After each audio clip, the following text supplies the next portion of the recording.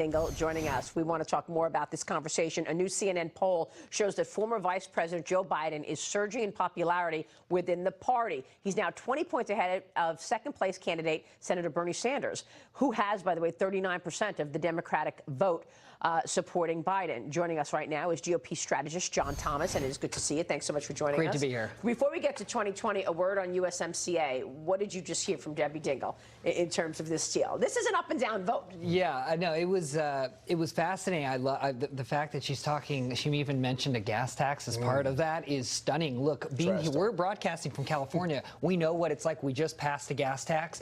Voters got tricked into not repealing it because tricky language. But what gas taxes do is they penalize the people who can afford it the least. Right. It's the people that are commuting that can't afford high gas prices. So the idea that, look, everybody loves infrastructure, but if you start talking taxes, that's what I'm saying. How do you spend $2 trillion, Jano? $2 trillion, and you know what it sounds like? A dirty word that ended under the Obama administration? An earmark. Where does all this money go? Seriously. Yeah. So when thinking about what the numbers were in 2018 under the White House, they said that they would commit 20% per project, and the other 80% would come from local governments and state governments. That sounds like something that's more so doable. But $2 trillion, and remember, this is coming at a time when we just had an argument about how $5 billion for a wall was just beyond the pale. Couldn't find the money. That's $2 trillion, no problem. We got it, no problem. Do you think USMCA gets ratified? I'm not sure. I don't know how it ends up yet. This is going to be a big deal. Yeah. If the administration can't get USMCA done, what does that mean about China? What does that mean about Japan, about Europe? Well, I mean, it was interesting how the Congresswoman was talking about walking and chewing gum between impeachment and driving an agenda.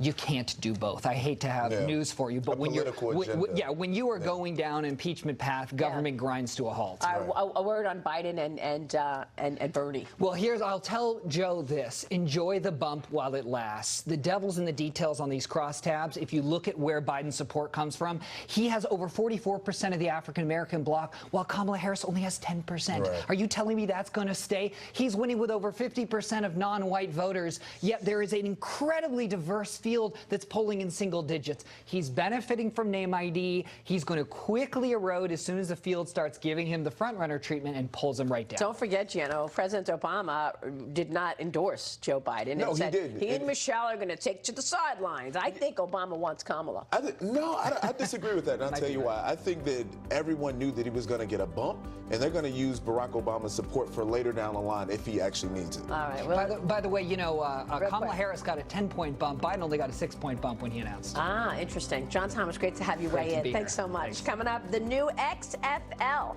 I'm speaking with